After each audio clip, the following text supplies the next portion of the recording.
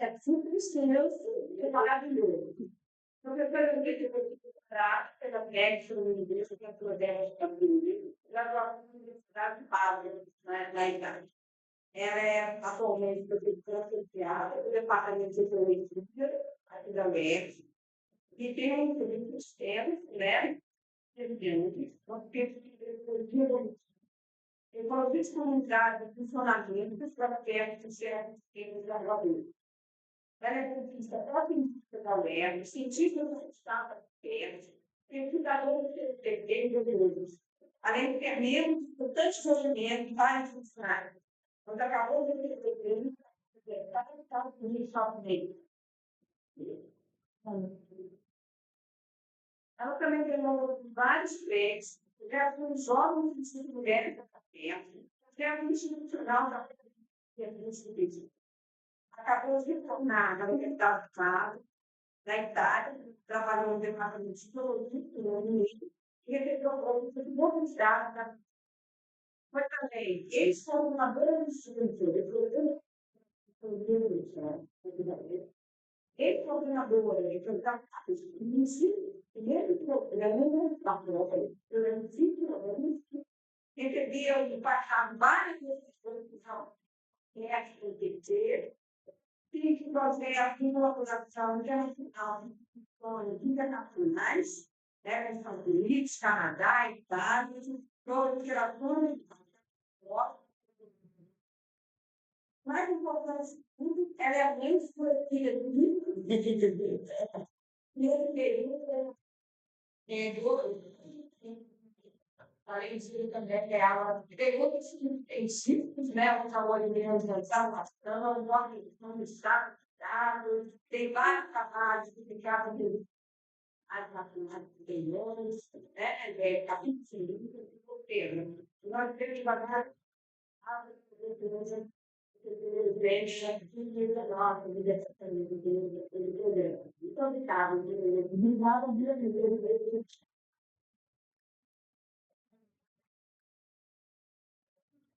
muito obrigada pela apresentação. Parece que é demais, né? Assim, mas também quero apontar que eu tive esse trabalho, né, que a gente tem que pesquisar, é sempre colaboração, principalmente no laboratório de ecologia de vida que corre, a web, os ministros são professores do laboratório, e todos os docentes que no laboratório que se passaram para decisão. Talvez eu tenha isso, né? Consegue ainda mais dois para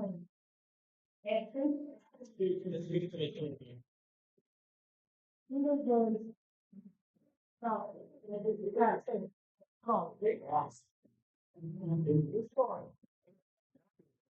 não precisa, né?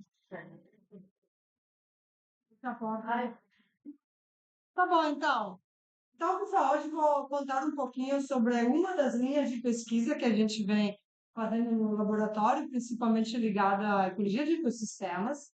Tá? E uma das perguntas, né, que interessa muita gente é tentar entender como os animais podem afetar os ecossistemas onde eles vivem. Tá? Então, a gente sabe que tem várias formas dos animais afetarem vários processos ecossistêmicos de forma direta, por exemplo, através da alimentação. Né? Então, clássico exemplo de herbívoros, né, que podem controlar processos ecossistêmicos em savanas, controlam a produção primária, decomposição. Isso acontece também em ecossistemas aquáticos, que tem peixes que controlam a produção de ambientes recifais, por exemplo. E um dos processos ecossistêmicos que, neste momento, né, hoje eu quero falar principalmente, é sobre ciclagem de nutrientes. Então, tentar entender como os animais podem afetar e modular ciclagem de nutrientes. Então, eles podem fazer isso de uma forma indireta. Tá? Porque a forma direta que os animais podem controlar os processos através, por exemplo, da alimentação. Então, eles comem, tem herbívoros que comem plantas, obviamente, controlam a produção primária. E esse é um efeito direto.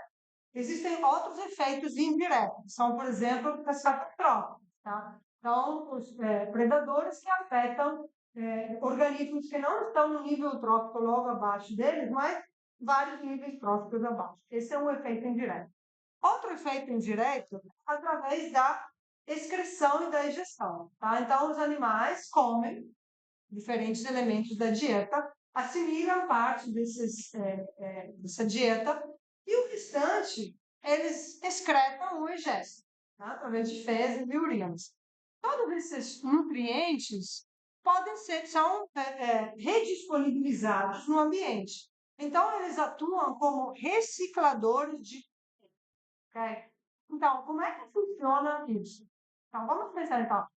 Esse é o nosso animal modelo, o peixe, por exemplo. Ele trabalha em ambiente aquático, então a gente foca principalmente em peixes e outros organismos. Tá? E em termos de nutrientes, né, a gente pensa principalmente em nitrogênio e fósforo. Por que nitrogênio e fósforo? Que são os elementos químicos que são limitantes para a produção primária, para o crescimento, então, das plantas e das algas também, por exemplo, em ambiente aquático. Ok? Então, vamos pensar nesses nutrientes aqui.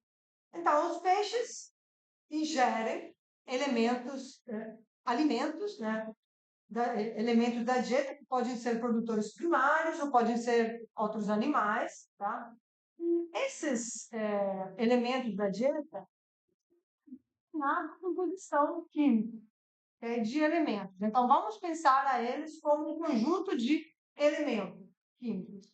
Então, o peixe consumidor tem uma determinada composição e a sua dieta tem uma composição de alimento diferente, tá? A diferença gera um desbalanço entre a dieta e o consumidor, ok? O consumidor assimila parte, falta uma setinha, mas ele assimila parte da dieta para as atividades fisiológicas, reprodutivas, para formar tecidos reprodutivos e somáticos. Tá? Então, todos esses nutrientes que ele assimila são incorporados no seu corpo e não são mais disponíveis para o ecossistema. Então, esses elementos que são assimilados, eles representam um sumidouro. Né? Então, esses elementos só serão redisponibilizados no ambiente no momento dele morrer, tá? Também através das atividades metabólicas, esses nutrientes, eles são, parte são assimilados e a outra parte que não é assimilada é egestada através das fezes em forma particulada, ok? Nitrogênio e fósforo particulado, tá? Que é redisponibilizado no ambiente, mas para ser disponível de fato para os produtores primários, ela precisa ser remineralizada, ou seja, transformada em uma forma inorgânica, através de vários micro-organismos que fazem isso. Através das atividades metabólicas, também, resíduos metabólicos são excretados pelos consumidores, pelo peixe, por exemplo, e também são redisponibilizados no ambiente. Tá? Esses elementos são disponibilizados de forma dissolvida, então são imediatamente disponíveis para os produtores primários. Tá? Então, podem ver que os consumidores podem ser consumidores de nutrientes, então todos os nutrientes que são no corpo, ou podem ser fontes de nutrientes, então, através da excreção, ok? Então, pode ver que nisso temos uma componente trófica, que é a dieta, uma componente fisiológica, então, como eles transformam esses nutrientes, que depende então, da demanda, de quanto eles precisam, né? E a componente ecossistêmica, porque esses nutrientes são redisponibilizados no ambiente, então, no ecossistema, tá?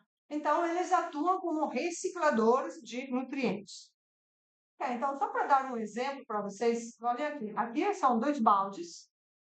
Depois de 1 hora, nesse balde não tinha peixes e nesse balde tinha um curimatã. Esse é um peixão que chega até 7 quilos. Tá? Depois de 1 hora, olha como está a água desse balde. Tá? Ele excretou e ingestou um monte de nutrientes. Então, se fosse num rio, todos esses nutrientes seriam redisponibilizados no ambiente. Então, e como é que a gente faz para entender, né, o que afeta as taxas de excreção dos organismos, tá? Para isso, a gente utiliza algumas teorias ecológicas, por exemplo, a teoria da estequiometria ecológica, tá? E um dos conceitos base dessa teoria é o conceito de homeostase. Vocês já devem ter ouvido falar, né?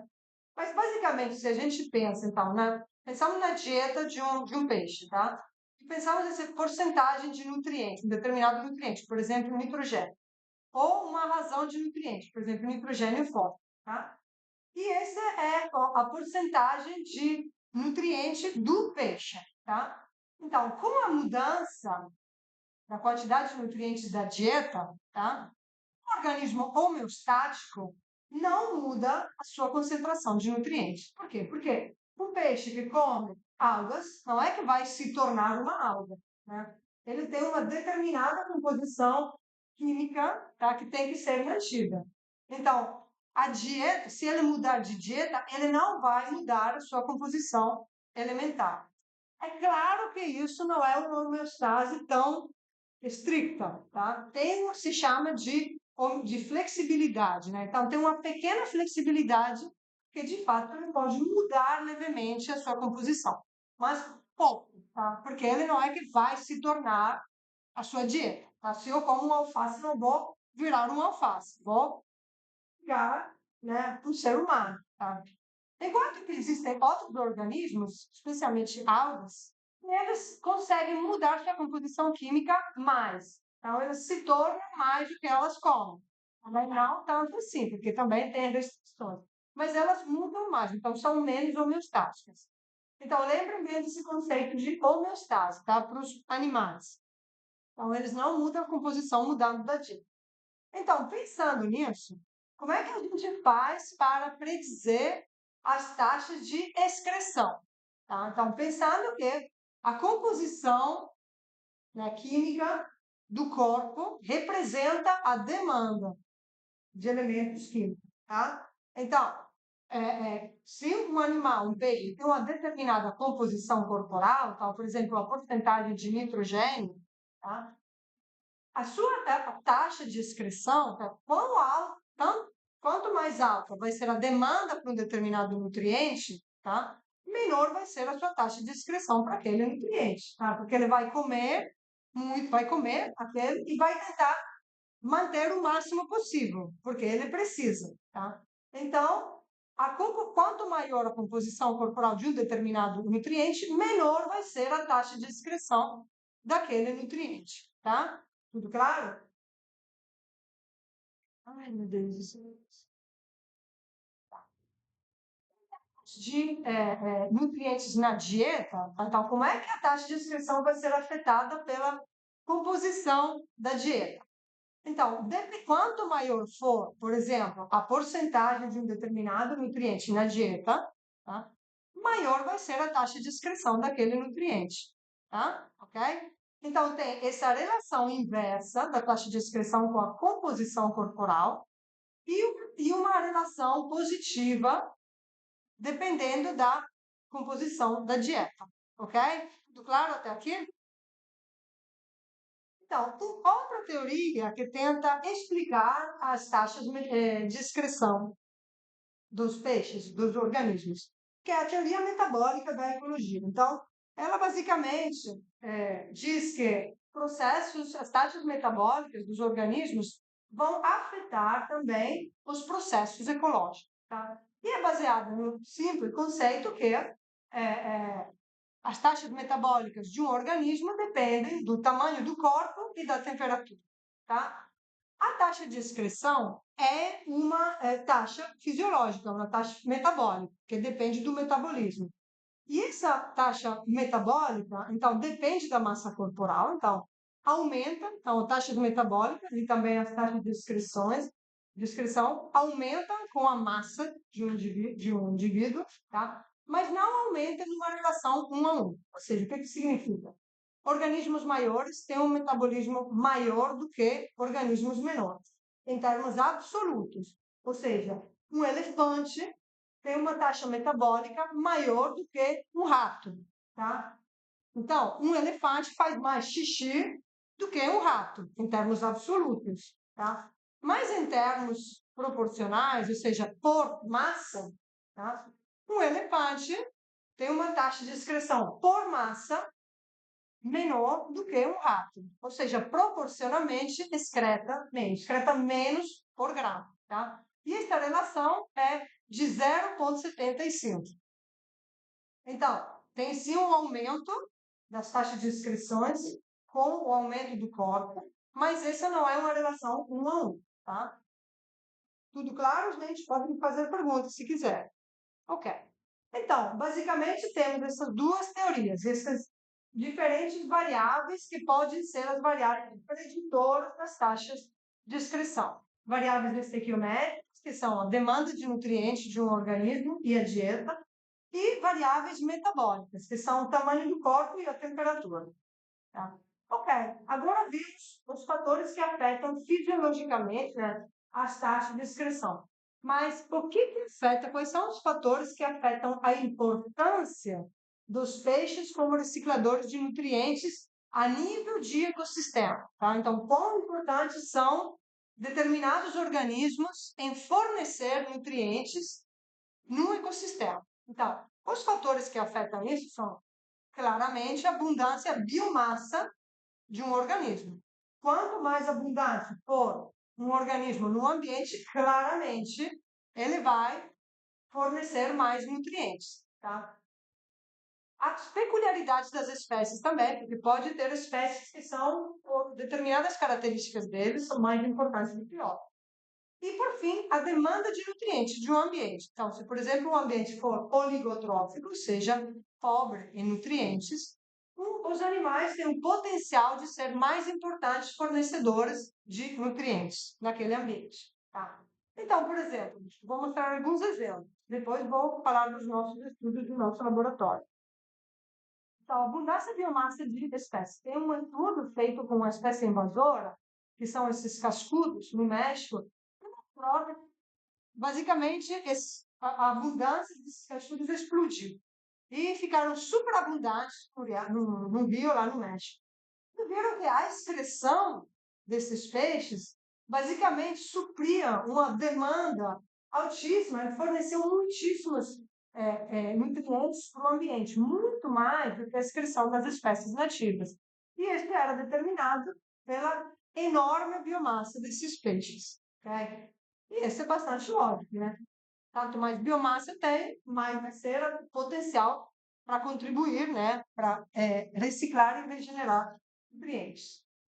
Mas a identidade da espécie pode ser importante também, porque as diferentes espécies têm também uma composição de elementos diferente, uma dieta diferente, em um tamanho diferente. A gente viu que todos esses fatores influenciam a taxa de excreção, ok?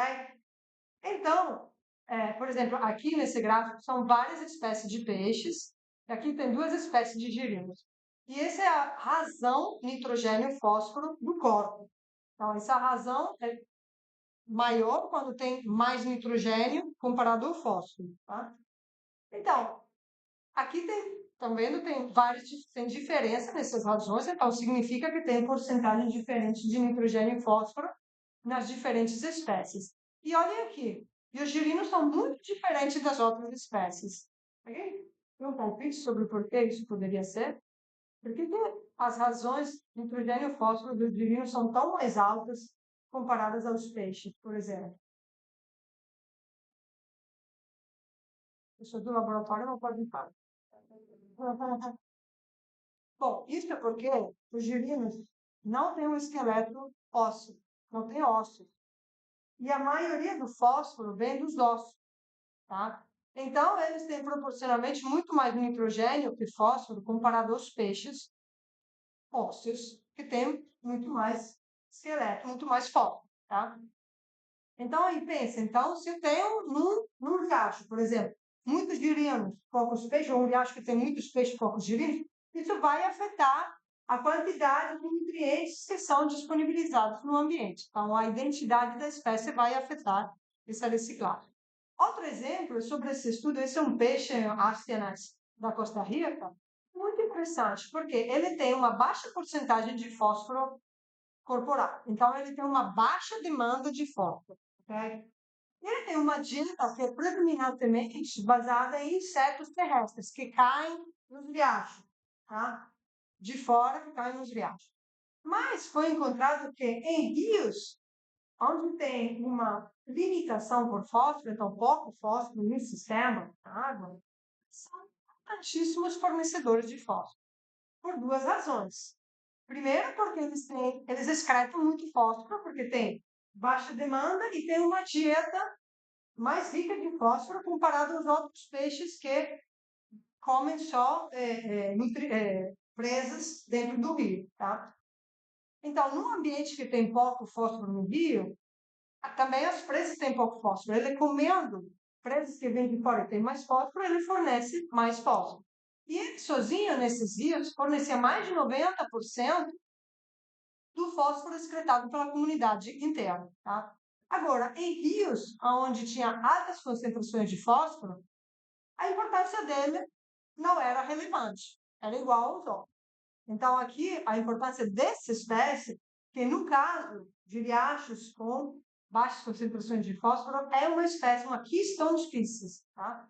É muito importante para o ambiente, por causa das características deles e também pelas características do ambiente, ok?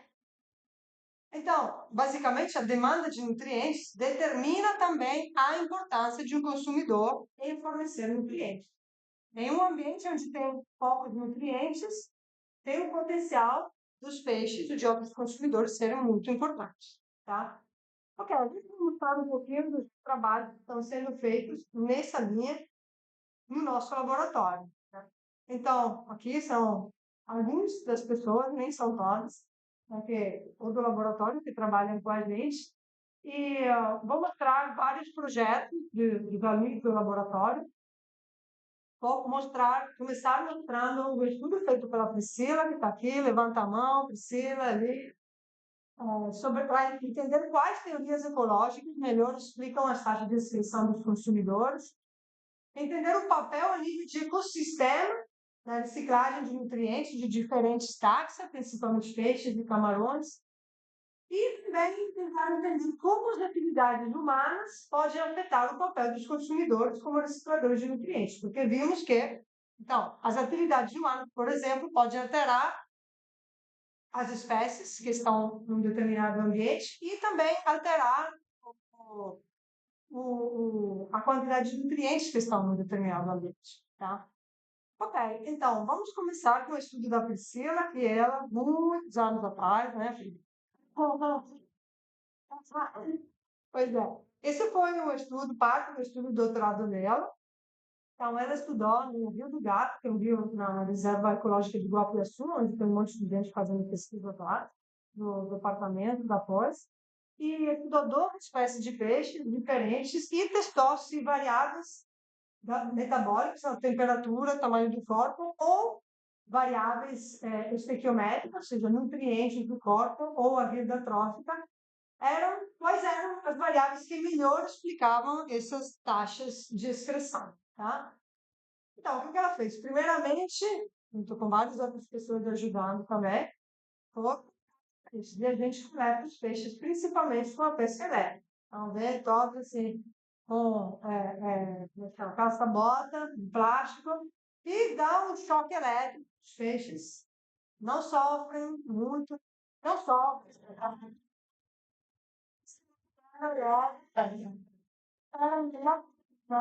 É uma realidade não só, não só se recupera nós. Como a gente é choque elétrico, sim, quando não é muito forte, a gente se recupera. Não. Na realidade, aqui é mais perigoso para a gente, é mais perigoso para a gente, porque é indiretamente proporcional ao tamanho. Então, para a gente pegar peixes muito pequenos, a gente tem que dar uma voltagem muito alta. Né? Então, por isso que a gente vai todo assim, né?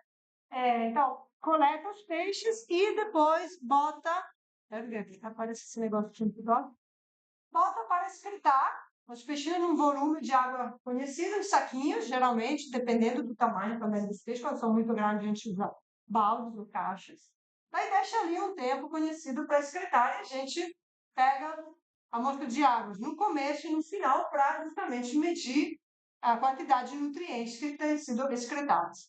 A Priscila também, durante o mestrado dela, fez vários testes para entender se o estresse, assim, tentar criar ambientes que estressassem o mínimo possível os organismos, né? Porque, obviamente, quanto mais estressados, eles poderiam excretar mais, né? Então, adaptou várias metodologias. Aqui esse é um peixe que fica no meio da água, então botamos ali um varalzinho dentro da água, botamos várias assim, folhas cobertas, e sempre na beira do rio, aqui, né, para a temperatura não variar muito, tá? E o que ela encontrou? Ela encontrou que, basicamente, as variáveis que mais importavam para predizer as taxas de excreção não eram as variáveis estequiométricas, então não era a dieta, não era a demanda de nutrientes do corpo, mas era o tamanho. Esse não está mais funcionando. Bom, era o tamanho do corpo. Então, pode ver no gráfico, no eixo X tem tamanho do corpo, e no eixo Y, taxa de excreção de amônia e de fosfato. Vocês podem ver que tem essa relação linear, mas que não é igual a 1. Também tem proporcionalmente, então, por massa, tem indivíduos maiores discretamente do que indivíduos menores, tá? Ok. Então, agora vimos questões fisiológicas. Então, quais são as características das espécies que podem afetar as taxas de excreção. Mas vamos ver, então, qual é a contribuição dos peixes e camarões são nutrientes no rio, tá? Então, a gente fez esse experimento, fizemos em vários lugares, né? Mas vamos para principalmente o que a gente tem feito na Ilha Grande, né? Vários de vocês já devem ter ido, a gente tem um centro de pesquisa lá. E é um sistema muito interessante, porque temos gente aqui, né? E temos rios com diferentes abundâncias de camarões e peixes. Então, temos um rio, por exemplo, em Córrego Andorim, esse aqui mais abaixo, que tem várias espécies de peixes e parece um pouco menos camarões. E o Bara Pequeno, que é o outro ali à direita, que não tem peixes, mas tem muitos camarões. Você bota um panado, fica ali fazendo uma limpeza de pele em você. Tá? Então, assim, a gente percebeu que a densidade dos camarões parece responder à abundância de peixes. Então, principalmente, então, a gente estudou duas espécies de camarões. Tem o lagarto grande, se chama macrobráquio, que é um camarão livre. Tem algumas espécies deles, são o pitu, pode chegar até a ser bastante grande, mas esse é outra espécie, mas é camarão que chega a ser desse tamanho, assim. E o outro, o potimirim, cozinha assim, de 2 centímetros no máximo, herbívoro, mas que se encontra em abundância enorme nesses rios. Mas ele é muito pouco abundante onde tem muitos peixes. A gente pensa, provavelmente é um efeito de predação e também de evitar esses peixes, tá? Toda uma questão de migração, que agora eu não vou explicar, senão eu vou gastar muito tempo. Aqui também a gente fez a mesma coisa, aqui é um lugar lindo um dos nossos poços, onde a gente coleta peixes de camarões, no Córrego Andorim, com a pesca elétrica, botamos para excretar de novo, para medir as taxas de excreção. Mas a gente também precisa, para entender a importância dos peixes a nível de ecossistema, a gente também precisava entender a demanda de nutrientes daqueles rios, tá? Ou seja, entender se aquele rio é limitado por nutriente e qual nutriente, é nitrogênio ou fósforo. E limitado por nutrientes significa que as algas precisam de nutrientes para crescer, tá? Então, as algas o crescimento das algas é limitado por nutrientes. Então, para fazer isso, a gente basicamente, lá em cima, esse não funciona mais, lá em cima a gente bota num balde um monte de nutrientes, joga no rio, não acontece nada, não se preocupem, vai embora logo. E mais ajudantes, mais embaixo, tem um grupo de pessoas que vão ali coletando amostras de água, tá? E a gente comparando, mas com vários cálculos, que não vou explicar, mas comparando as concentrações de nutrientes que a gente jogou com as concentrações de nutrientes mais abaixo, a gente vai ver quanto as algas absorveram, tá? E quanto mais rápida for essa taxa de absorção, e quanto mais curta a distância, né, para eles absorverem esses nutrientes, maior a limitação por aquele nutriente, ok? Tá? Então, a gente sabendo essa medida de absorção e de limitação de nutrientes, a gente consegue comparar com as taxas de excreção dos consumidores, tá? Fazendo essa comparação, a gente consegue entender quanto é a contribuição da excreção dos peixes dos camarões para a demanda de nutrientes daquele ambiente. Tudo claro? Tá. Então, a gente fez esses cálculos, tá? E a gente, bom, primeiramente a gente. Gente, isso não funciona mais. Olha então essa tabela, temos as 3 localidades, sem peixes, com mais camarões, com menos peixes com uma espécie de peixe só e outra com peixes e poucos camarões.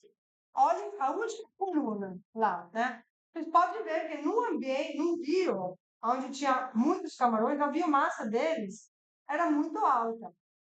Por exemplo, a densidade de Potimirim, lá em vermelho, era 39 indivíduos por metro quadrado. Então, imagina, um metro quadrado tinha 39 desses bichinhos assim, muitos. Tá? E tinha também uma biomassa relativamente alta por um bicho desse tamanho.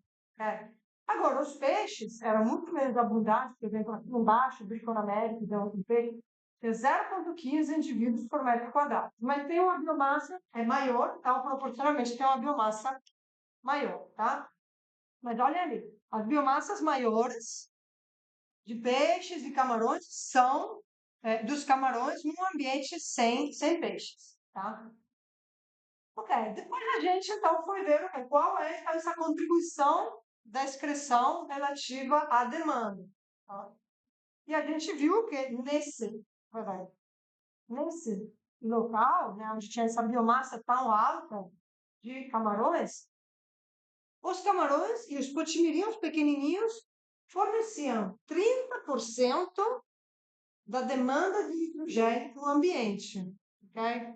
Esse é um número enorme, gigante, para os bichos desse tamanho. Tá? Você imagina o que acontece se, por exemplo, esses bichos vão desaparecer do ambiente.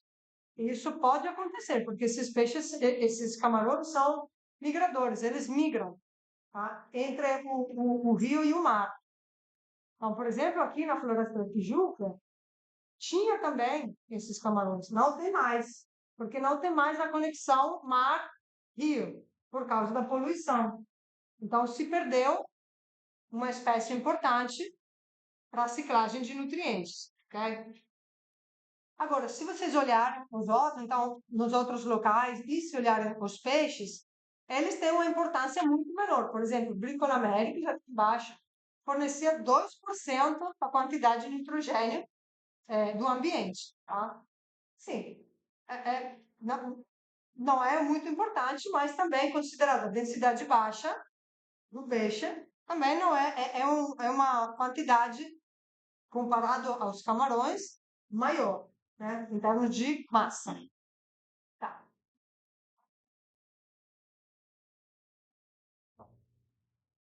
Ok, agora vamos passar para outro projeto de outro aluno de doutorado, Cauã, levanta a mãozinha, Cauã, ali.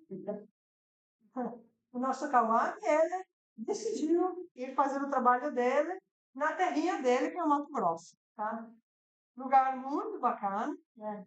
E principalmente muito interessante porque tem riachos com travertino. Tá? Então, tá vendo essa cachoeira? Essa é toda a deposição de carbonato de cálcio, tá? Que forma todas as formas legais, formam umas piscinas também, muito legal. E eu assisti, provavelmente alguns de vários de vocês devem conhecer o local bonito, né? Sabe onde vão fazer, que tem todos aqueles peixes, vão fazer as flutuações, gostoso demais. Ali também tem, apesar de ser, não é Mato Grosso do Sul, mas tem locais também que tem o mesmo sistema. E além de ser, então, interessante por causa do travertino, essa deposição de carbonato de cálcio, esses riachos também têm uma diversidade de peixes gigantesca. Chega a ter mais de 30 espécies de peixes diferentes, uma abundância, uma biomassa enorme também. Então, a gente ficou logo interessado. Falou, opa, esse sistema deve ser bem interessante. Esses peixes devem ter um papel bem importante nesse sistema. Foi a gente fazendo esse projeto em colaboração com pesquisadores dos Estados Unidos. Ó, e aqui dá para ver mais do local, que tem também a Carol, nossa técnica, ali, levanta a mãozinha, Carol, isso ali. Então, são riachos estão vendo água muito, muito clarinha, tá? Aqui o Cauã, que pegou, esse é uma piraputanga, que são peixes que chegam a 3 quilos, tá? E são muito interessantes também porque eles pulam fora da água. Primeiro comem um monte de recursos alóctones, ou seja, que vem de fora do rio, da vegetação herpária, invertebrados, frutos e tal. E eles pulam fora da água até para pegar os frutos das plantas. Tá? Muito legais, muito interessantes. São até um pouquinho dispersores de semente. Né? Enfim. E mas tem também um monte de outras espécies, tem também o curimatá, proquilódon, aquele que eu mostrei antes, né, que é até maior, e são interessantes também porque são migradores. Eles fazem a piracema, então eles vão e saem desses riachos, né, para se reproduzir. Então, isso também é importante de um ponto de vista de potencialmente, né, transferir nutrientes de um ambiente para o outro. Então, aqui, olha, nesse mundo do riacho, outra característica, fazem todas essas terraças, né? Assim, todas essas poças, toda formada por essa deposição de carbonato de cálcio. Outro aspecto interessante é que, junto com o carbonato de cálcio, precipita também o fosfato. Tá? Então, esses rios com deposição ativa de carbonato de cálcio são muito limitados por fósforo, tem pouco fósforo disponível no ambiente. Então, deve ter uma enorme limitação de fósforo para as algas no sistema. Então, a gente pensou, como é que esses peixes todos conseguem ficar ali? Qual deve ser o papel desses peixes e tal? Então, o Cauã mediu, de novo, ele estudou riachos com deposição ativa e não ativa. Tá? E viu que essa distância, né, que uma molécula de fósforo tem que percorrer para ser absorvida pelas algas, é muito mais curta, ou seja, é absorvida logo, né, nos ambientes onde tem esse travertino ativo. Ou seja, são ambientes que são muito mais limitados por fósforo do que esses riachos que não têm a deposição. É. E ele mediu a taxa de excreção dos peixes médios e pequenos, e de alguns grandes também. Ainda está fazendo essas análises, então são bem. Saíram do forno, né, essas análises. E aqui, só para mostrar, são tipo umas 25, 27 espécies de peixes que encontrou em vários riachos diferentes. Vocês podem ver que diferem muito em termos de biomassa, diferem entre as espécies e entre as localidades diferentes, e também em termos de taxa de excreção. Tá? Então, diferença na biomassa e na taxa de excreção. O que ele também observou foi que, então, nesses rios com travertino, tinha uma maior demanda, então, de fósforo, tá? Devido a essa coprecipitação com carbonato de cálcio. Então, as algas, aqui, né, podem ver, as algas têm uma demanda muito alta de fósforo nesses ambientes de travertino, comparado aos riachos que não têm travertino. E a contribuição dos peixes, em termos de excreção, né, quanto eles fornecem de fósforo, né, é muito mais alta nesses riachos com travertino. Então, eles têm um papel muito importante em fornecer nutrientes num ambiente que é fortemente limitado por nutrientes. Ok? Então, e isso foi só dos peixes pequenos. Imagina quando a gente for analisar a taxa de excreção desses peixes, peixões assim, né, que tem uma biomassa enorme. Né? Imagina quando a gente botar tudo isso dentro da equação, né, quanto mais vão contribuir os peixes em termos de fornecer nutrientes ao sistema. Tá. Ok, agora, passando para a segunda parte da palestra, né, eu falei, né, que a gente está também, até agora eu mostrei todos os ambientes não impactados, muito legais, né, naturais, mas a gente sabe também que o impacto humano pode alterar fortemente o papel dos consumidores como reguladores de processos de ecossistema. Isso porque podemos ter perda de espécies, espécies invasoras, e tem uma forte modificação do hábitat. Hábitat modificado, seja pode ter perda de vegetação ripária, por exemplo, devido à atividade agropecuária, ou eutrofização também, então a entrada de muitos nutrientes no sistema. Tá? Isso também vai alterar todos os processos ecossistêmicos no ambiente. Então, dos projetos, né, que fizemos em colaboração com a professora Rosana, e com o Laboratório de Ecologia de Peixe, que a Luísa também, né, faz parte. A Rosana estudou por muitos, muitos anos a comunidade de peixe de um rio, o Rio Ubatiba, um rio muito pequeno, mas com uma diversidade muito alta também de peixe, que está aqui perto em Maricá. Tem umas 25 espécies de peixes lá também, e a gente queria entender como as mudanças nessa comunidade de peixes ao longo dos anos, 20 anos ou mais, influenciou o seu papel como reciclador de nutrientes. Tá? Então, esse é o rio. Olha o riozinho, pequenininho, né? Mas tem 25 espécies de peixes aqui. É altamente impactado por atividade agropecuária. Tem na parte mais a montante, não era tão impactado, mas agora parece que já foi também. Mas ainda mantém bastante espécies. A Rosana coletou dados desde os anos 90. Então, uma coisa interessante é que temos essa série temporal de dados ao longo do tempo. Né? Também pesca elétrica, né? Fazia com muita frequência, principalmente entre 94 e 2009, depois veio fizeram em 2019, aqui a Luísa, ali atrás tem também a Carol, naquela foto. E a taxa de inscrição desses peixes, para entender que ela tinha abundância, densidade, biomassa.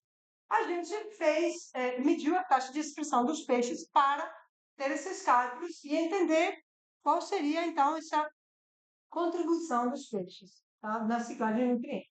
Então, esse gráfico de cima mostra ao longo dos anos, né, no XX, como a biomassa de peixes foi diminuindo ao longo dos anos. Três cores diferentes, são três localidades diferentes no Rio, mas pode ver como nas três localidades diminuiu muito a biomassa de peixes. Tá? Correspondentemente, também diminuiu a excreção areal, ou seja, a excreção da comunidade inteira dos peixes, né? Diminuiu muito.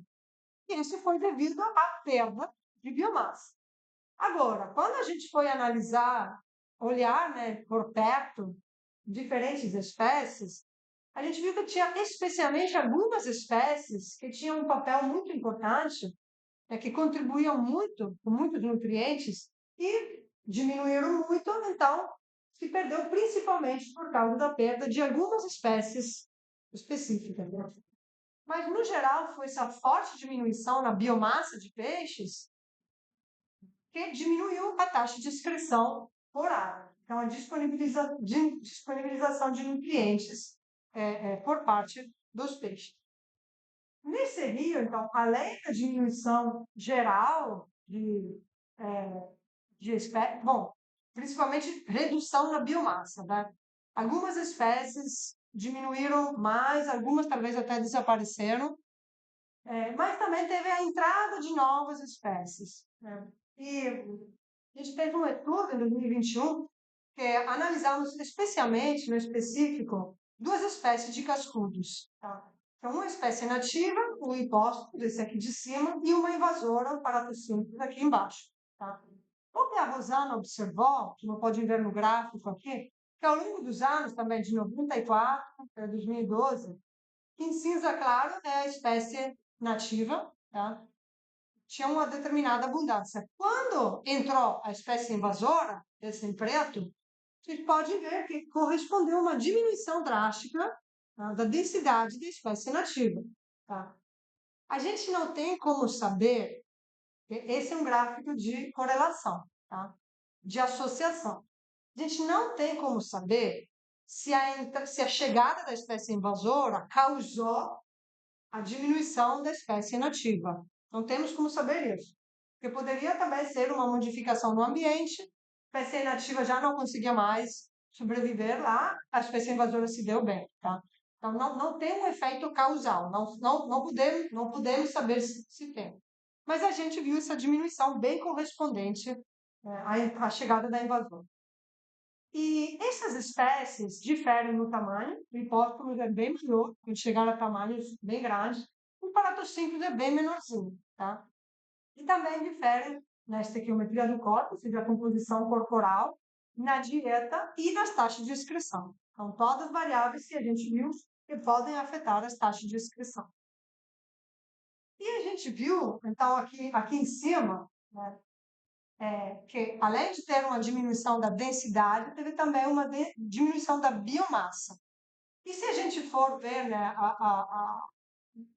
a biomassa da espécie invasora e inativa juntas, não conseguiu chegar à biomassa original da espécie nativa antes da invasão, tá? E isso correspondeu também a uma diminuição nas taxas de excreção areais, e de fósforo, mas para o amônio, para o nitrogênio, a gente encontrou a mesma coisa. Então, essa grande diminuição, de novo, na biomassa de cascudos, no geral, levou a uma diminuição da reciclagem de nutrientes. E a gente viu que a espécie invasora não conseguiu substituir funcionalmente a espécie nativa, tá? Porque às vezes a gente pode, assim, espécies invasoras, claro, são ruins, porque frequentemente pode afetar as espécies nativas, etc. Mas de um ponto de vista ecossistêmico e funcional, às vezes elas podem substituir as espécies nativas. Então, de um ponto de vista de funcionamento do ecossistema, às vezes a gente não observa um impacto da espécie invasora, às vezes. Nesse caso, a gente observou sim um impacto, porque o papel funcional dos cascudos, né, do cascudo nativo, não foi substituído pelo cascudo invasor, tá? Concluindo essa parte, depois vou só mostrar o último experimento, que acho também interessante. Sim, a gente viu que em termos de em rios impactados, né, então impactados podem ser, né, principalmente queda de vegetação ripária, entrada de nutrientes, né, eutrofização, invasão de espécies, né. O papel funcional dos peixes como recicladores de nutrientes está perdido, tá? Pelo menos nos exemplos que nos nossos estudos. Isso devido principalmente à diminuição da abundância dos peixes e da biomassa, tá? Espécies invasoras que não substituem funcionalmente as espécies nativas e também porque pode ter um aumento da entrada de nutrientes por atividades humanas. Então, por exemplo, no caso do rio Batiba, as atividades humanas, como a agropecuária, também levou a uma entrada de nutrientes. Então, aquele sistema, por exemplo, não é mais limitado por fósforo. E tem uma limitação quase que, assim, também muito baixa por nitrogênio. Então, e também por isso que se perde a função dos peixes como fornecedores de nutrientes, porque o ambiente já não é mais oligotrófico, não tem uma demanda de nutrientes tão alta, tá? Ok, então, para concluir, queria mostrar mais um projeto bom, é um projeto do laboratório inteiro, tem vários alunos que trabalham nesse projeto, que são envolvidos no projeto, e feito em colaboração com o professor Jaime. E essa é a nossa Bia, que fez ali, levanta a mãozinha, Bia, que fez o que eu vou mostrar, é parte do projeto de doutorado dela, que ela já acabou. E o que a gente estava interessado a entender é basicamente entender como o funcionamento de ecossistemas aquáticos em paisagens fragmentadas, tá? Então, o Jaime, junto com o Maurício Almeida, que era também que foi aluno aqui, agora um professor no Mato Grosso do Sul, estavam interessados em entender como essas poças que se encontram em ambiente de pasto, né, são influenciadas pela presença de árvores isoladas. Tá? Então, aqui temos um pasto, tá? Ao redor tem vários fragmentos de floresta, de diferentes tamanhos. Nesses pastos, você já deve ter se deparado com a presença de várias poças de água, tá? Especialmente na época de chuva. Tá? E às vezes essas poças são até artificiais, tá? São feitas para que o gado consiga beber água. Tá? Muitas vezes essas poças estão associadas a árvores isoladas, que são deixadas no meio do pasto também para fornecer sombra para o gado, etc. E muitas vezes essas plantas são figueiras, então, plantas grandes, árvores grandes, etc. Então, aqui nessa foto pode ver que tem essa árvore isolada associada com uma poça natural. Tá? Essas poças são extremamente importantes para vários organismos aquáticos e terrestres que têm vida bifásica, como, por exemplo, insetos aquáticos, insetos, né? E anfíbios, tá? Eles são muito utilizados para anfíbios se reproduzir. Então, estão lotadas de girinos essas poças, tá? E às vezes tem até jacaré, né, Bia? É. Cobras, às vezes também, né? Peru, pronto. O Jaime tinha esse projeto para tentar entender como as árvores isoladas podiam afetar a diversidade de espécies, vários tipos de espécies, de anfíbios, de aves e tal. E a gente conversando, falou, seria muito interessante incluir também uma componente ecossistêmica, tá? Ver como as árvores e vários elementos da paisagem fragmentadas podem afetar também o funcionamento do ecossistema aquático e como isso depois se reflete no funcionamento do ecossistema terrestre. Porque, de novo, esses são ambientes importantes para organismos aquáticos, mas organismos aquáticos têm uma fase adulta terrestre também, tá? Então, o que a gente fez bom, eles já tinham construído várias poças experimentais dentro do pasto, associadas a diferentes elementos da paisagem. Então, algumas eram no meio do pasto mesmo, outras associadas a árvores isoladas e outras bem perto da borda do túnel, no pasto mais colado à borda, tá? A gente queria entender como essas árvores isoladas, principalmente, modulam o funcionamento das poças. Tá? Então, tudo o que acontece em termos de recursos disponíveis, de produção primária, decomposição, vários outros aspectos, como afetam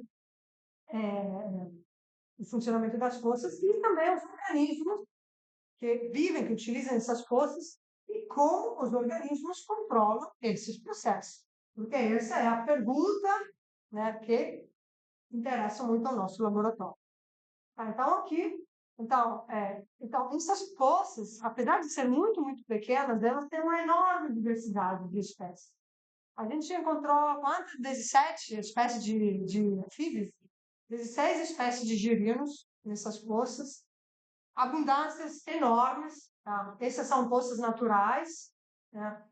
As lindas fotos do nosso Jefferson aqui, levanta a mãozinha, o nosso fotógrafo oficial, ganhador de prêmios de fotografia naturalista, né? Claro. Tem outro fotógrafo muito bom aqui, ó, Eliseu. Levanta a mãozinha, Eliseu, outro fotógrafo excelente. Uhum. Bom, o desmatamento de todas essas áreas pode levar à perda de espécies e à alteração dessas poças. Né? E as árvores isoladas já foi mostrado que elas podem, claramente, né, intuitivamente, melhorar, por exemplo, o microclima, mais sombra, então temperaturas mais baixas, podem fornecer recursos adicionais, por exemplo, folhas que caem dentro das poças, podem ser um recurso importante para vários organismos, também são muito importantes em termos de conectividade entre fragmentos florestais, tá? Porque os organismos podem utilizar eles, né, para pular de um fragmento para outro. Então, funcionam como ecological stepping stones, que eu não sei como é que fala em português. Quem sabe? Não, ecological stepping stones. Pedra. Enfim. Não sei se existe uma palavra em português, mas Stepstone. então, eles, basicamente, os organismos podem utilizar para pular na estepe de um ambiente para o outro, né? passam para um ambiente inóspito, né? Mas encontram esse microclima que ajuda eles a passar, por exemplo, para um ambiente, vou te falar, por exemplo, para a floresta. Tá? Então, vamos ver como a gente quer saber, já temos esse projeto há alguns anos, e queremos investigar como estão os processos nas poças e etc.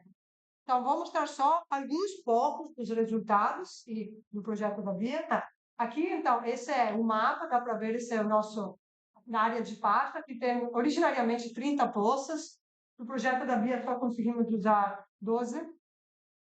E são aqui localizadas em vários locais, né? Dentro do pasto, associadas às árvores isoladas, né? Aqui no meio do pasto ou na borda mesmo, né? Aqui dá para ver aquelas que estão bem na borda.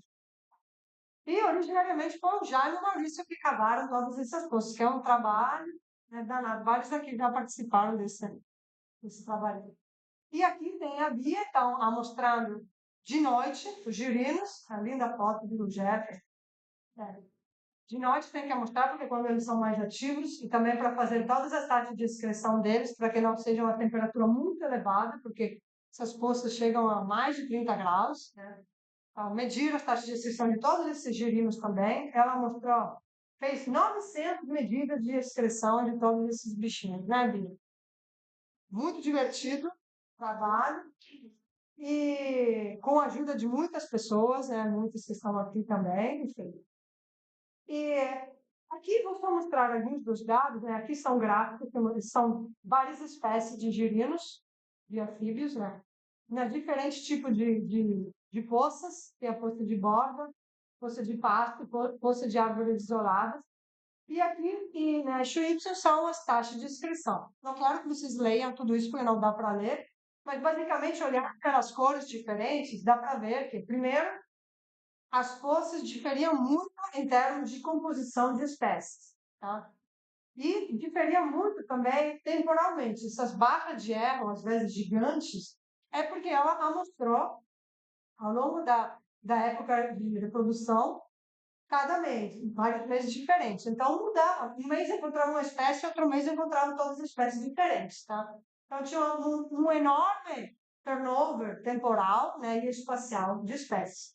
E a gente viu que esses tratamentos das forças não afetavam, né, a composição de espécies e não afetavam a taxa de excreção. Tá? Mas a gente encontrou um resultado que a gente acha muito, muito interessante. Né? Que é o fato, então, aqui o que mostra. No eixo X, a gente tem a riqueza de espécies. Então, quantas espécies se encontravam numa determinada poça? Porque encontrou 16 espécies, mas não é que estavam 16 espécies na mesma poça ao mesmo tempo. Que tinha, na mesma poça, às vezes encontrava o quê? 5 espécies no máximo, 6 espécies no máximo. Tá? Mas a gente viu que quanto maior a riqueza de espécie, maior eram as taxas de excreção. Tá? E isto é um dos conceitos importantes de um arcabouço teórico muito importante de ecologia, que é o Biodiversity Ecosystem Function. Basicamente fala o quê? Que a biodiversidade aumenta, promove os processos ecossistêmicos. Ou seja, se eu tivesse aqui uma espécie só, tá? Eu teria uma taxa de excreção menor. Se uma poça tinha uma espécie só, tá? Eu teria taxa de excreções areais, ou seja, da poça inteira, tá? Menor do que quando eu tenho várias espécies juntas. Isso porque as espécies são diferentes.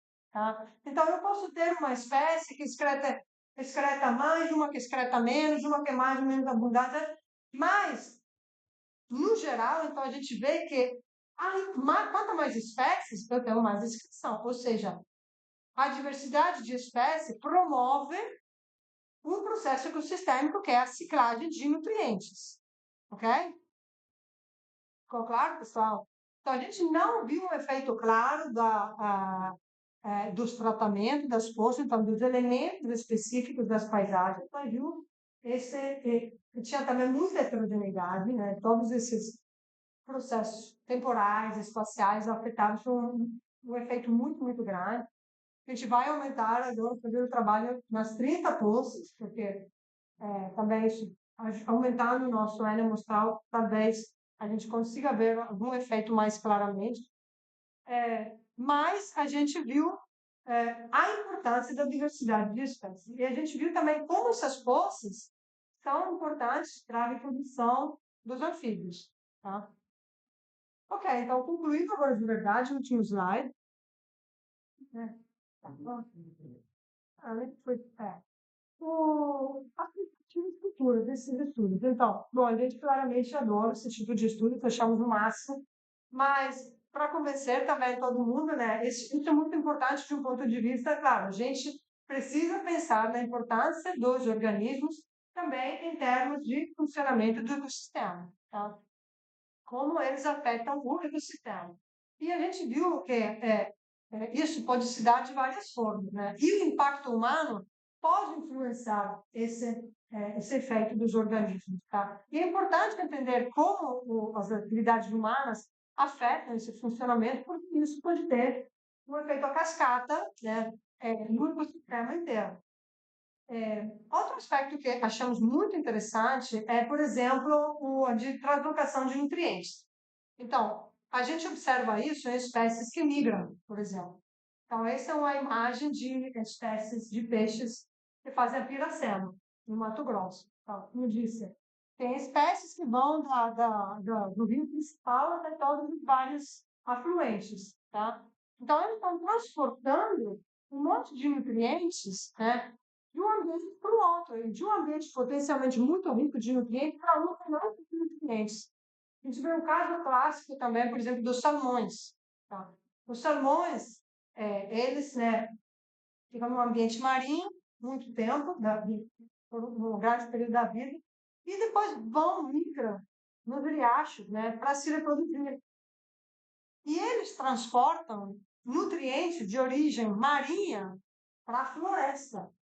Como é que isso acontece? Porque eles migram no ambiente marinho, vão lá, se reproduzem, morrem, têm carcaças, tem animais tipo ursos que comem eles, vão fazer cocô na floresta. Então, os ursos, através dos salmões que comeram no ambiente marinho, estão fertilizando a floresta.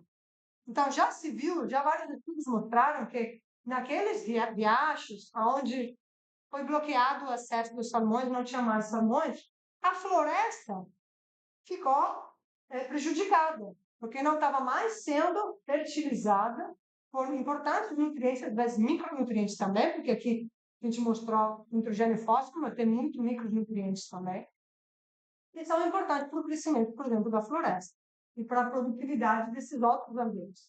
E a gente viu, se a gente pensa nas nossas poças, também quanto devem ser importantes hotspots de biogeoquímicos são essas poças, porque fornecem, né, são todos esses organismos que se reproduzem lá e que depois saem.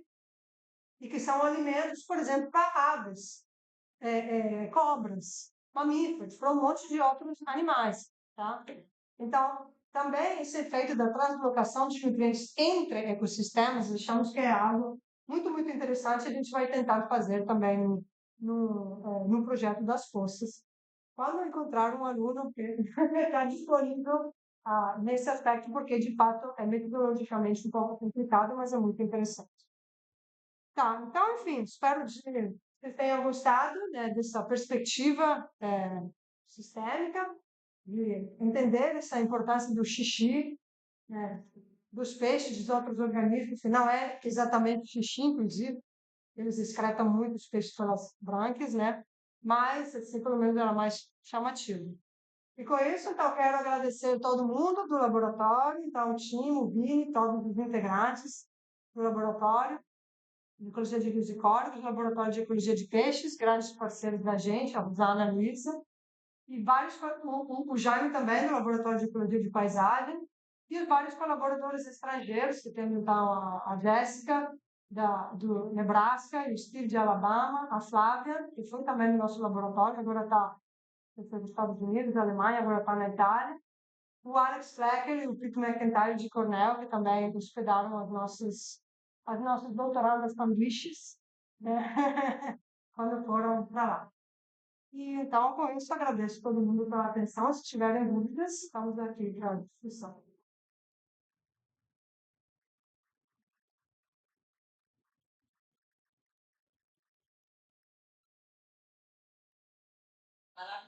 Obrigada, André. Convite fantástico da equipe, né?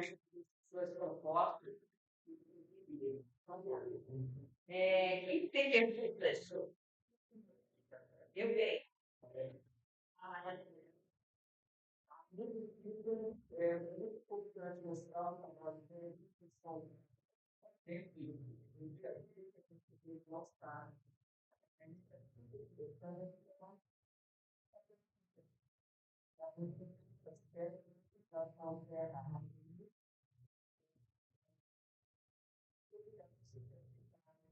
Fazer isso nós gente. Um prazer. E eu queria registrar, né, a questão desse comunicação. Então, da constância,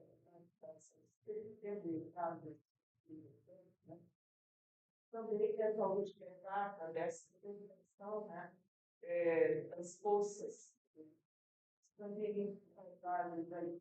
Aí eu isso vai levar aí uma questão aí, gato, tem variações. Intenção, o sistema vai ficar quando pedido do lado do fluxo, se forma parte dos agrotóxicos mesmo, isso deve ter diferença na realidade. Então, sim, isso é uma ótima pergunta.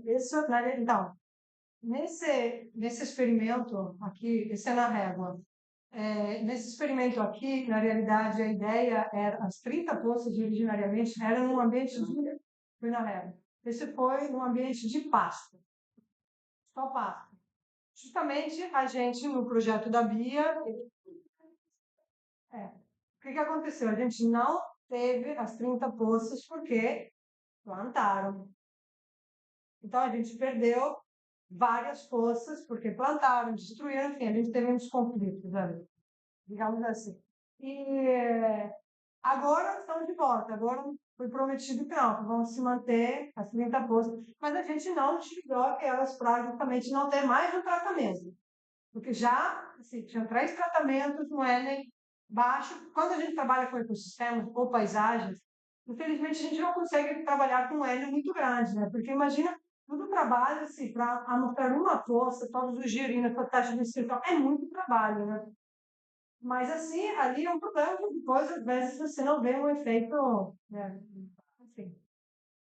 Mas aqui é só pasto. Só pasto. Então, não tem essa questão dos agrotóxicos. Mas em Maricá, de fato, lá também misturado, ele é muito pasto, principalmente. Agora tem impacto humano também, que é outro tipo de impacto também, urbanização. A gente também estuda aquilo, né? Tem outros alunos que estudam aquilo também, mas agrotóxico não sei quanto tem de plantações. No Mato Grosso, com certeza, inclusive acabou de sair a notícia que agora liberaram até agrotóxico perto de nascentes. E tem estudo, e tem estudo recente, tinha enviou recentemente, que mostra justamente o efeito, eu acho que era, não me lembro qual processo ecossistêmico, talvez era produção primária, não me lembro, dos agrotóxicos. Que fizeram, então, um estudo comparando riachos perto de plantações com agrotóxicos e perto de plantações mais agroecológicas, enfim, sem agrotóxicos. E tinham visto um efeito. Isso não é algo que não se sabe muito bem qual é o efeito dos contaminantes, né, no geral, né, de vários dos contaminantes. Nem se sabe bem. Se sabe o efeito, às vezes, nos organismos, mas não se sabe em termos de processo ecossistêmico. Então, a gente sabendo que afeta os organismos, com certeza vão afetar também os processos ecossistêmicos que esses organismos regulam. Sim, acho que isso é da regra. Então, essas coisas diferenciadas, mais próximo da diarreia, onde ele está. Não. Mas tinha uma espécie.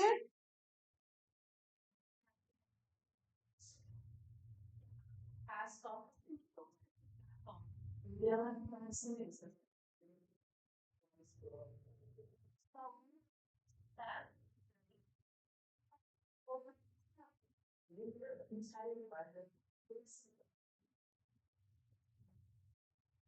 Porque muitas dessas espécies são espécies mais de áreas abertas mesmo. Mas a gente não já é ele mesmo então na diferença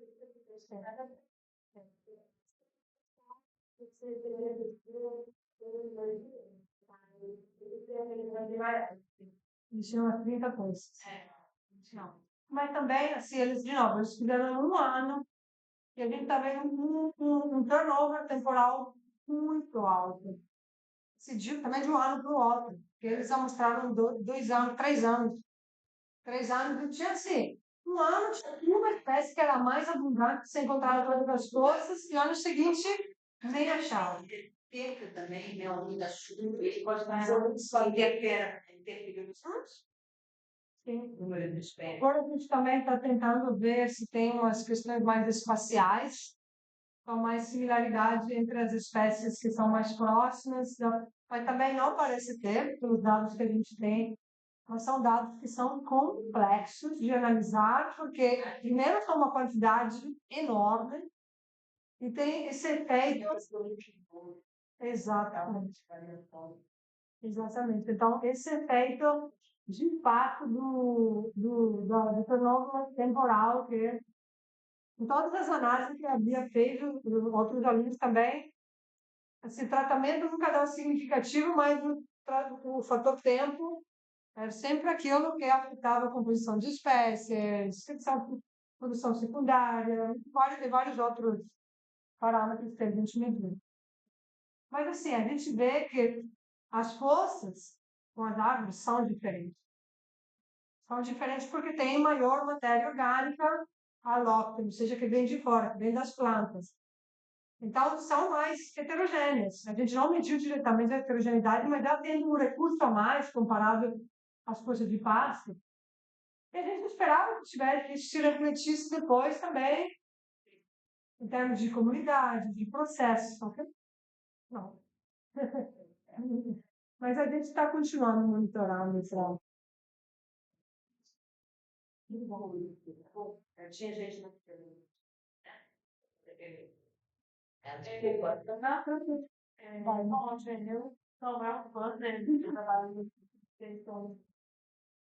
caminhando nos parabéns para vir abrir as palestras com o moleque. E eu estou muito feliz aí, né? Tá um pouco mais por dentro dos trabalhos. Eu tenho só uma curiosidade, porque eu nunca tive a oportunidade de comentar muito sobre o trabalho do Paulo, que é um pouco uma novidade aí, né, de ambiente e de espécies também, né, dos peixes. E eu fiquei um pouco curiosa como que vocês vão...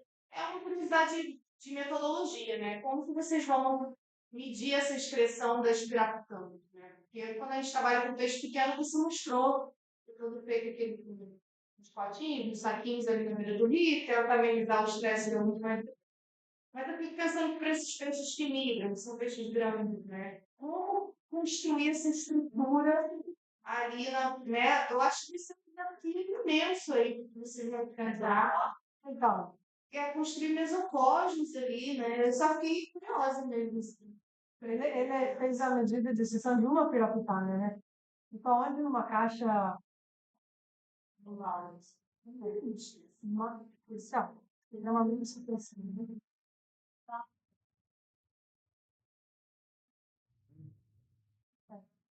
Agora, então, tem duas coisas importantes para dizer.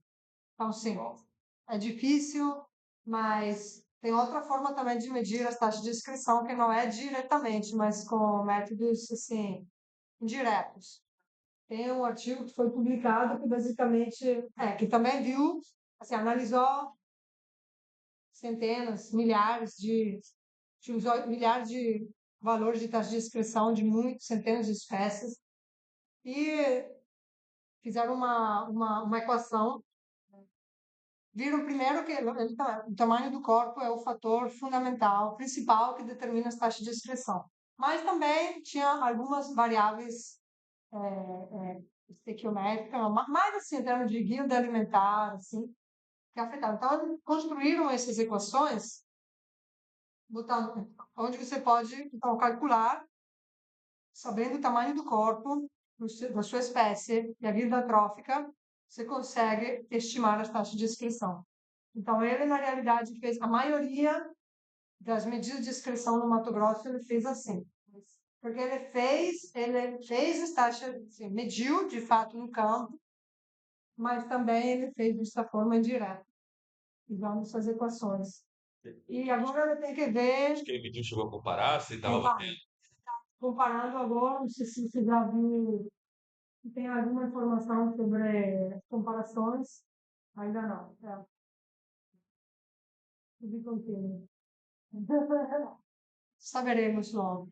Não, assim, ó.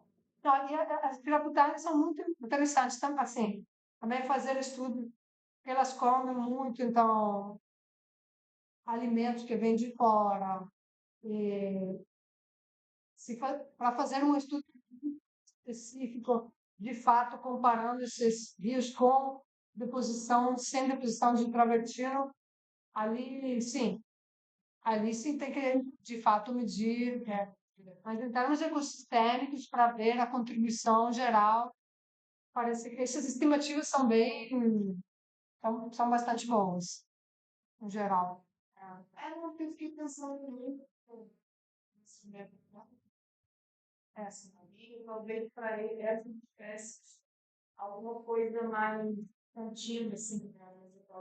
Sim, seria melhor do que estresse.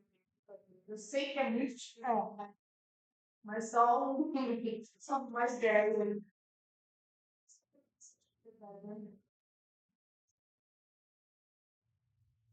Eu imagino quanto ela deve ficar dispensada no alto. Então, tem também, então, quando a gente faz as estimativas também de taxa de inscrição areal, então, de rio, que tem pessoal, você pode estar superestimando as taxas de inscrição. Pode acontecer, mas a gente está, com certeza, subestimando as densidades desses peixes. Quando a gente mede, porque você sabe muito bem, assim, ter uma medida, uma estimativa exata de quantos peixes tem ali não é fácil, porque a gente captura, etc., fecha, né, os trechos de rio para depescar, né, uma área. Os peixes podem. Ele vai amanhã. Também pode virar. Esses peixes grandes também, assim, é só ficar perto. Então, o Cauã para ele foi muito, está sendo um desafio medir essas densidades, porque é só se aproximar aos rios que eles vão fugir. Eles fogem. Então, assim, ele está fazendo agora estimativa de densidade de peixes grandes, mas tipo por vídeo, de longe, ver quantos tem em uma área. Daqueles drones. Bom, pode comprar todos. Às vezes, fugir também também.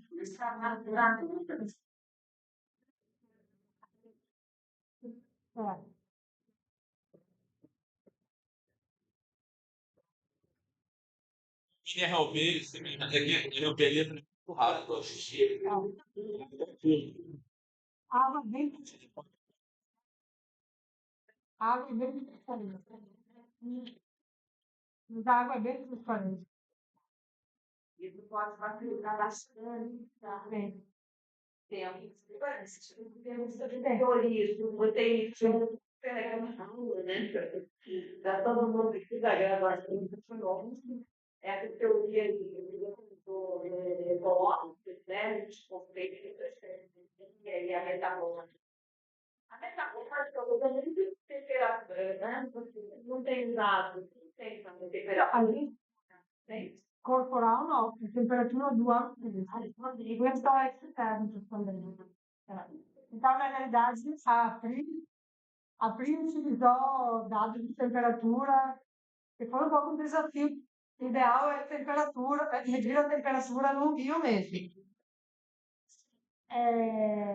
Mas não foi um desafio, Não, assim, foi um desafio para ela porque então, a temperatura do rio até que não muda tanto, mas, por exemplo, a temperatura das forças pode mudar muito ao longo do dia. Então, a melhor forma de medir a temperatura é, de fato, deixar o termômetro lá 24 horas. Você gosta daquele Sim. Sim. A gente tem isso também. telefone?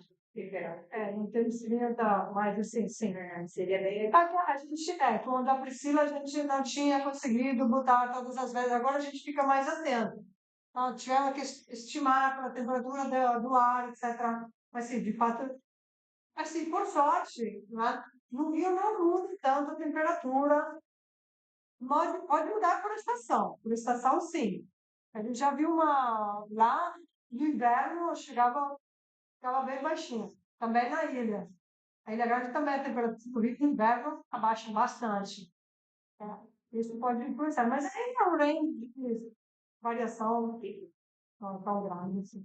Mas a temperatura, de fato, sim, afeta as faixas metabólicas. Na verdade, não dá dica, então, Sim, sim. Bom, a gente, então, essa questão, a gente pode medir diretamente as taxas de inscrição e, então, ali você tem aquele valor e ver quais são os vários fatores que, de fato, são melhores preditores dessa inscrição. Então, é o tamanho do corpo, é a dieta, é a composição de nutrientes do corpo, demanda, né? O que que é? Sim.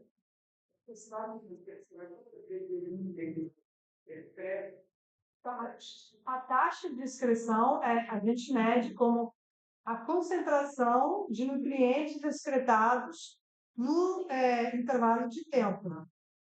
É uma taxa, então, sempre tem um intervalo de tempo. Geralmente, de quando é isso? Então,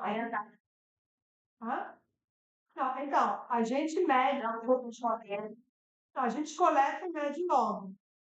Também porque depende, varia se está com o estômago cheio, vazio. A gente já fez, a Priscila já fez comparações entre dia e noite. Porque tem peixes, organismos que estão mais noturnos, outros estão mais diurnos. Então, a gente viu diferença na taxa de inscrição de alguns organismos entre dia e noite. Então, assim, é melhor pegar a taxa de inscrição de quando eles são ativos. Não, a gente deixa geralmente tipo 1 hora escritar, então mede no começo e mede no final. Na realidade, a gente tem um controle também, você pode, com água do rio, a água a gente pega do rio, filtra, bota num saquinho, bota o peixe ou o camarão, o que for, o girino, deixa ali para excretar um período de tempo conhecido e você compara depois quanto ele de fato excretaram. Sim. Tem mais perguntas? Sim. Porque eu tenho um pouco de medo de eu estar confundindo com alguns conceitos. Mas, assim, nos rios do Cauã, eles são hidrofóbicos, então, Uhum. e aí o peixe, eles talvez estejam suprindo essa demanda no ambiente chegando ao costa. E aí eu fiquei com dúvida porque antes a gente conversado que quando o nutriente ele faz parte da composição corporal de um organismo, menor é a taxa de excreção dele. Uhum. Então, os peixes eles têm uma composição de fósforo muito grande no corpo deles. Uhum. E aí, essa alta capacidade de suprir as demandas de nutrientes está relacionado com o que a gente tinha discutido no laboratório da Berta Greenbaum hipótese, ou é uma questão de que esse ambiente ele tem uma limitação muito alta de fósforo e aí qualquer excreção de fósforo já seria suficiente para poder suprir essa demanda? Então, esse é um ótimo ponto, porque justamente, então, teoricamente, os peixes, comparado a invertebrados, eles têm uma maior composição de fósforo, a porcentagem de fósforo maior no corpo, tá? Mas muito desse fósforo já está preso. Então, na realidade, se você faz essa porcentagem de fósforo do corpo não necessariamente reflete a demanda. Eles podem ter uma demanda bem mais baixa, porque aquele é fósforo que já está formado. Não está precisando manter ou continuar formado, sabe? Então, sim. Então, não necessariamente eles têm uma demanda de fósforo tão alta quanto é refletido pela porcentagem de fósforo do corpo, primeiro. Segundo, a gente já viu comparando camarões e peixes, então a gente esperava que os camarões tivessem uma taxa de excreção de fósforo maior do que os peixes, porque os camarões têm uma demanda menor de fósforo, certo? Demanda menor de fósforo, então taxa de excreção maior. Só que não, a gente viu que os peixes têm uma demanda tem uma excreção de fósforo maior, apesar de ter mais fósforo. Então, não necessariamente essa variável explica super bem, como a gente viu, as taxas de excreção de fósforo. Tá? Essa é uma primeira consideração. Segunda consideração, e isso é algo que a gente ainda de fato está tentando entender. Como você disse, esses rios contravertinos são extremamente limitados por fósforo. Tá? Tem pouquíssimo fósforo disponível. Então, a dieta dos organismos nesse riacho deve ser super pobre de fósforo. Então, esses organismos devem estar muito limitados por fósforo. Então, de onde eles tiram o fósforo que eles precisam? Então, sendo muito limitados, também deveria excretar pouco fósforo, certo? De fato, essa é a grande pergunta. De onde eles tiram esse fósforo? Mas pode ser que peixes tipo a piraputanga, como eu mostrei naquele exemplo do peixe da Costa Rica, coma recursos que vêm de fora. Então, que, tem que não são limitados necessariamente por fósforo. Então, eles comendo algo que vem de fora, eles conseguem pegar o fósforo, né? Que talvez seja mais abundante nessas presas do que nas presas aquáticas. Tá? Então, eles conseguem suprir a demanda de fósforo deles e excretar o fósforo, que é de origem terrestre, não aquática. Mas a gente ainda não sabe exatamente, né? Ou também poderia estar excretando esses peixes que migram desses rios maiores, que são muito mais produtivos, e vão ali e estão excretando nutrientes que vêm dos rios mais produtivos. Entendeu? Tem como, através de isótopos, analisar a origem desse fósforo? Do fósforo, não. Deveria botar um fósforo, um marcador de fósforo, que eu acho que nem tem estável, só instável. Então, não. Mas tem outras formas, tem com isótopos, já, talvez não, mas não sei se dá para saber a origem. Talvez com isótopo de oxigênio dá para saber a origem de onde vêm esses peixes. Talvez, mas não me lembro. Não sei se funcionaria também. Porque funciona tipo com aves. Funciona com outros organismos. Não sei se com esse, porque tem que ser de dois ambientes que têm naturalmente concentrações isotópicas diferentes de elementos, né? Então, de oxigênio, por exemplo.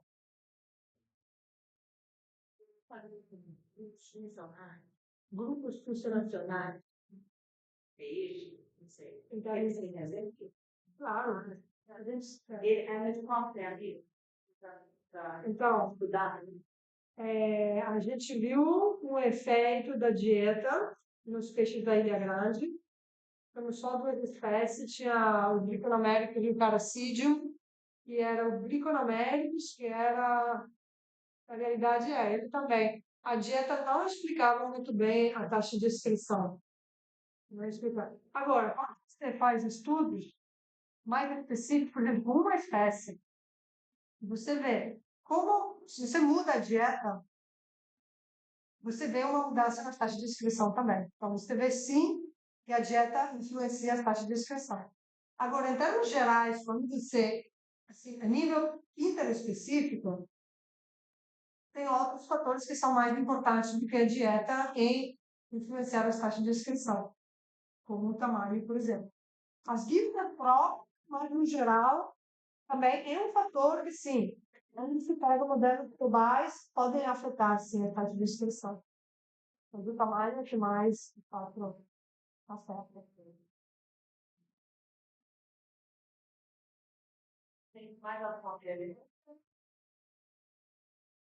Vocês vai gravar? Mas depois eu penso, espero que eu não tenha ficado muito. Porque alguma coisa tenha passado de informação. Bom, então eu acho que a gente vai encerrar, né? Agradecer mais uma vez a Eugênia, que foi maravilhosa, e a Fernanda.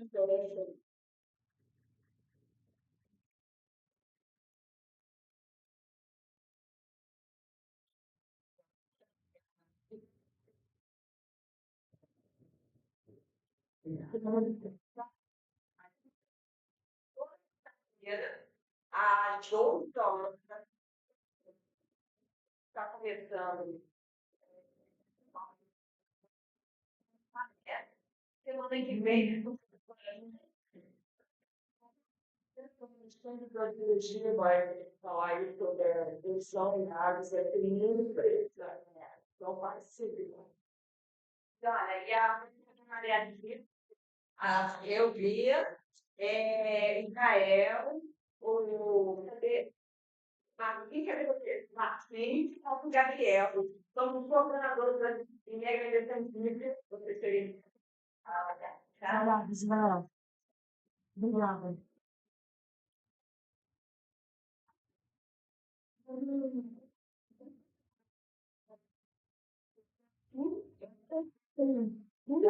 Ai, quanto veio? Ah,